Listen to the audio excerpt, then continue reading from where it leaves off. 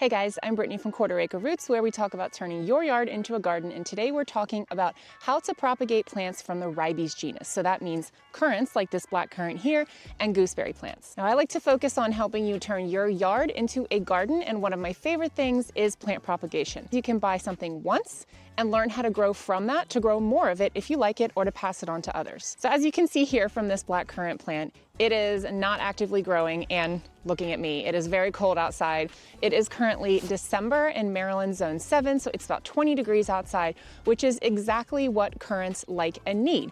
This is a perfect time to take a cutting from a currant plant or a gooseberry plant because they are dormant. When I say it's the best time to propagate them, I mean it's the best time to propagate hardwood cuttings from these plants. The plant is not going to have to do too much work when you take a cutting from it to root. It's going to be dormant, have all of its energy stored up, and then when temperatures start to rise in the spring, it will start to root and grow a new plant. So you want to take a cutting that's like 6 to 8 inches long and has multiple growth points. So here is an example of a cutting that I just took a little bit ago. I cut it just below a growth point, and then there are plenty of growth points up and down this stem, so that when I bury it, which ideally should be like up to here because you want to bury them pretty deeply, it should have enough space to root. So we're going to look at my plant and then talk about a couple other areas I might take cuttings from. Here's another smaller dormant currant plant I have right now. This is also a black currant. This is a different variety.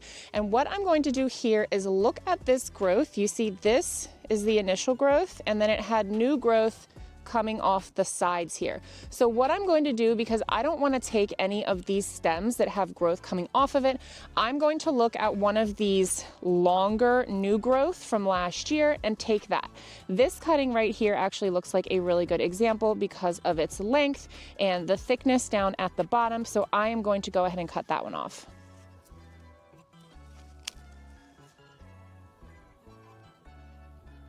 Unlike currants, I find that gooseberry cuttings are actually pretty easy to root in the spring when they're actively growing, but you can also root them from hardwood cuttings during the winter, just like currants. So I'm gonna take a couple cuttings of one of my gooseberry plants now and show you guys where I would take those from on a plant. Here's a look at the plant. You can see it still has some of its dead foliage on it, and also obvious heads up that gooseberries have thorns all over them, so be more careful when you're taking the cuttings from this one.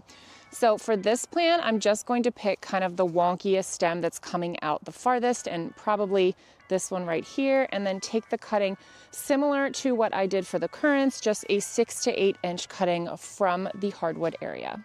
And here's a look at the cutting I took. Okay, now we are in my greenhouse where it is a lovely 65 degrees. The greenhouse is not heated. It's just a nice sunny chilly day out, so it gets nice and warm in here. And I'm a giant dummy, so I forgot to thaw my soil. It's sitting in bags outside in the backyard. So I grabbed a little bit of leaf compost, and what I'm going to do is just, for the medium that I'm going to root these cuttings in, I'm going to mix together some of this super lightweight leaf compost with some perlite. So you want to use a mix that is pretty lightweight and well draining, because you don't want the cutting to rot while it is rooting. And here is a look at the substrate we're going to be working with here. So some lovely fully composted leaf compost and some perlite. Now all I am going to do here is fill up this plastic pot. This is a slightly deeper plastic pot than the regular plastic pots I typically use. I just have this left over from something, so I'm going to use it for my bigger of the currant cuttings that I'm using, because one of them is a little bit beefier and taller. So I'm going to fill up this pot with soil, and then I'm not going to use rooting hormone or anything. I'm just going to stick it probably about down this far. Yeah, I'm gonna stick, so what would that give us? 1, 2, 3 growth points down in the soil. So I'm going to stick it all the way down. Oh, perfect, it hit the bottom.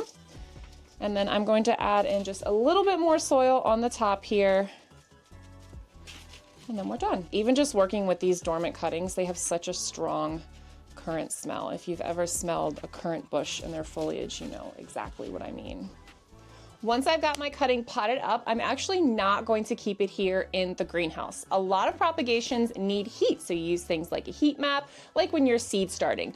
But since currants need chill hours, I'm actually going to put this outside. I'm going to put it in a place that is like kind of sheltered from the elements, but also gets rain and moisture and all of that from Mother Nature. I'm also going to put it somewhere where it's not going to be subject to frequent freeze thaw cycles, so I'm not going to put it under one of my plastic raised beds because a lot of times those can thaw during the day with the plastic covering heating it up so much underneath. I'm just going to gently bury this into one of the raised beds that I'm not using right now so it stays a little bit protected. And here's where we're going to bury it, just in one of my raised beds that I can just dig enough out of. The soil is pretty frozen, but I don't need to bury it completely. I just need to get like a little bit down in to stabilize it and then pack that soil back in around it. So what that's going to do is just insulate it a little bit, protect it from blowing away a little bit more. And that's that.